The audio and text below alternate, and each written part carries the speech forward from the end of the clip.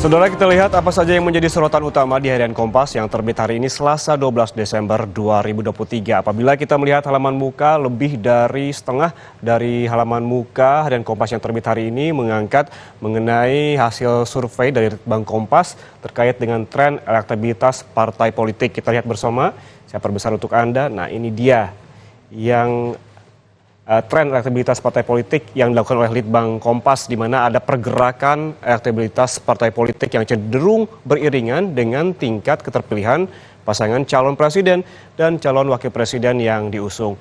Unggulnya elektabilitas pasangan Prabowo Subianto dan Gibran Rakabuming Raka ini diikuti naiknya elektabilitas bagian besar parpol pengusungnya. Tingkat keterpilihan Gerindra ini mencapai 21,9%.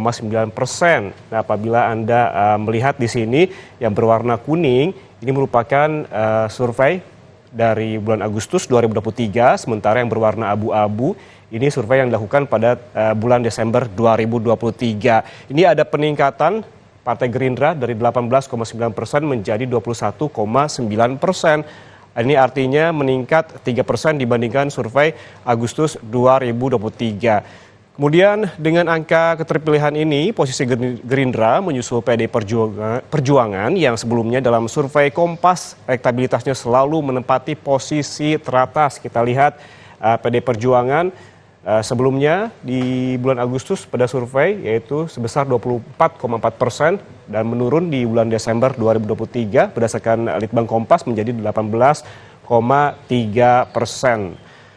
Dan persaingan elektoral parpol papan tengah dan bawah lainnya bisa Anda lihat selanjutnya, ini lebih dinamis. Di bagian bawah juga ada grafik lainnya terkait dengan tingkat kepopuleran dan juga kesukaan partai politik. Lebih jelasnya juga dijelaskan ataupun dipaparkan oleh harian Kompas berjudul Gerindra menyusul PD Perjuangan di bagian bawahnya.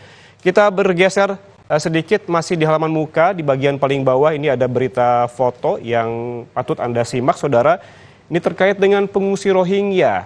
Dalam foto ini tampak ada petugas yang mengatur para pengungsi Rohingya yang baru tiba untuk berjalan ke taman bermain dari gedung kantor Gubernur Aceh setelah penduduk desa menolak kamp relokasi mereka di Banda Aceh pada Senin kemarin. Beberapa pengungsi dari lebih dari 300 pengungsi yang tiba di pantai barat Aceh pada 10 Desember dipindahkan ke tempat penampungan sementara saat kunjungan perwakilan PBB.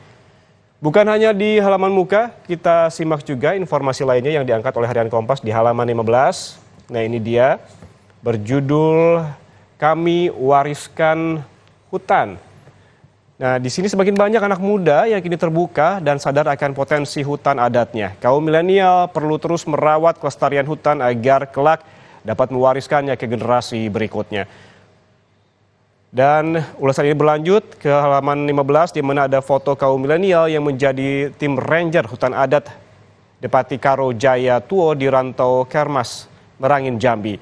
Hutan adat seluas 130 hektar itu mencakup kebutuhan ekonomi masyarakat, kreativitas kaum milenial melengkapi bekal pengetahuan lokal dan hukum adat dari para orang tua. Kemudian tumbuhlah inovasi mulai dari mengelola pohon asuh, ekowisata, homestay, jalur trekking hutan adat, energi bersih, air, listrik, persampahan, hingga pengembangan rumah produksi kopi. Pengelolaan hutan adat mendatangkan lebih dari 400 juta rupiah per tahunnya. Semua informasi ini bisa Anda baca di harian Kompas yang tentunya terbit hari ini Selasa 12 Desember 2023 dan Anda juga bisa membaca secara daring di kompas.id.